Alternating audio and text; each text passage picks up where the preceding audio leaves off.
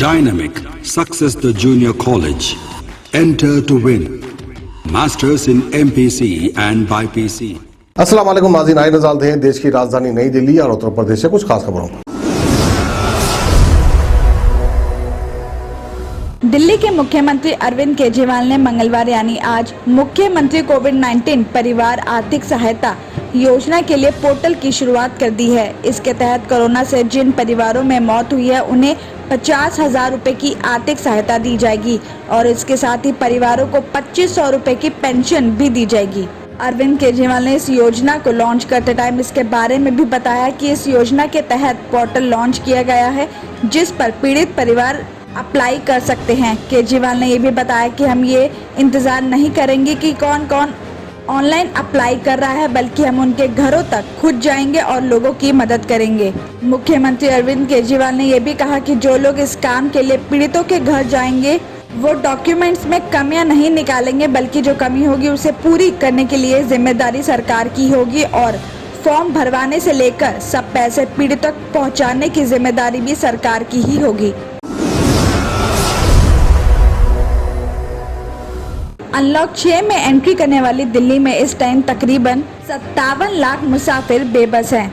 50% लोगों से चलने की बंदिश से मेट्रो और बस में डेली यात्रियों को एंट्री की परमिशन नहीं मिल रही है, जिस वजह से लोगों को मजबूरन अपनी गाड़ियों का सहारा लेना पड़ रहा है। इसका असर सोमवार को दिल्ली की सड़कों पर भी दिखाई दिया। पीक आवर्स में ज्यादातर सड़कों पर गाड़ियां रेंगते हुए आगे बढ़ रही थी। आपको बता दें कि कोरोना पैंडेमिक से पहले दिल्ली में मेट्रो और बसों से डेली मैक्सिमम करीब 75 लाख यात्री सफर करते थे और अब संक्रमण का असर कम होते ही दिल्ली सरकार ने अनलॉक कर दिया है और शहर की ज्यादातर जगह खुल चुकी हैं और इससे आम लोग घरों से बाहर निकल रहे हैं। स्पेशलिस्ट बताते हैं कि पब्लिक ट्रांसपोर्ट फैसिलिटी की बंदिश से बचने के लिए लोग अपनी गाड़ियों का यूज कर रहे हैं। इससे ज्यादातर बाइक सवार हैं।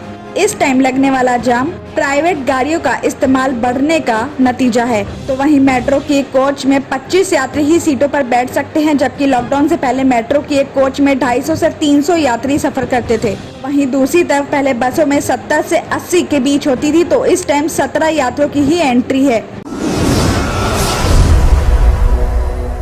सोमवार रात दिल्ली एनसीआर में भूकंप के झटके महसूस किए गए। जानकारी के अनुसार हरियाणा का झज्जर केंद्र बताया जा रहा है। सोमवार रात 10:36 बजे हरियाणा के झज्जर से 10 किलोमीटर उत्तर में 3.7 तीव्रता का भूकंप आया था। फिलहाल किसी तरह के नुकसान की जानकारी सामने नहीं आई है, लेकिन भूकंप के झटकों से लोग घबराकर अपने अपने घरों से बाहर आ गए। साथ ही आपको ये भी बता दें कि इससे पहले पिछले महीने की 20 तारीख को दिल्ली के पंजाबी बाग में दिन भूकंप के झटके महसूस किए गए थे और रिक्टर पैमाने पर उस भूकंप की तीव्रता 2.1 रही थी। दिल्ली के मजनू का टीला इलाके में दृश्यम फिल्म देखकर अमरपाल नाम के एक शख्स ने अपने पड़ोसी को फंसाने के लिए खुद पर गोली चलवा दी। इस वारदात में उसने अपने भाई, कजन और उसके साले को शामिल किया, लेकिन पुलिस की जांच में इस पूरे नाटक से पर्दा उठ गया है। पुलिस ने आरोपी के कजन को गिरफ्तार कर लिया है और इसकी पहचान अनिल बताई जा रही है। फिलहाल अमरपाल का भाई गुड्डू और अनिल का साला मनीष फरार है। बताया जा रहा है कि अमरपाल पड़ोसी की मां की हत्या के आरोप में जेल में बंद था। 2019 में झगड़े के बाद अमरपाल और उसके घर वालों ने महिला की हत्या कर दी थी और इस मामले में अमरपाल की मां के साथ कुल 6 लोग जेल में बंद थे और 1 महीने पहले ही जेल से बाहर आने के बाद उसने पड़ोसी को फंसाने की प्लानिंग बनाई।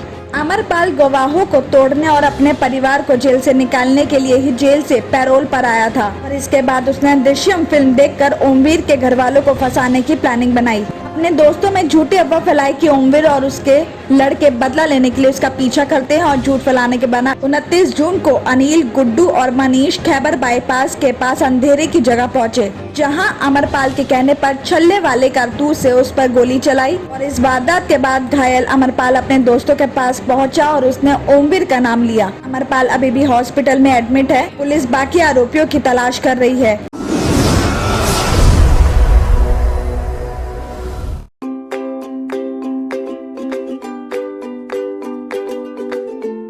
Every child's success story starts here, like a multifaceted diamond.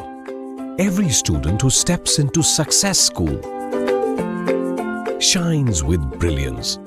sculptured by teachers polished to perfection. If opportunity does not knock, I will build a door.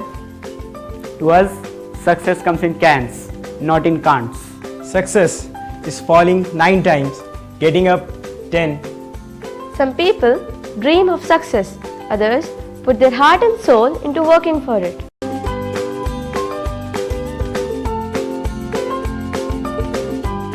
Success, finding oneself.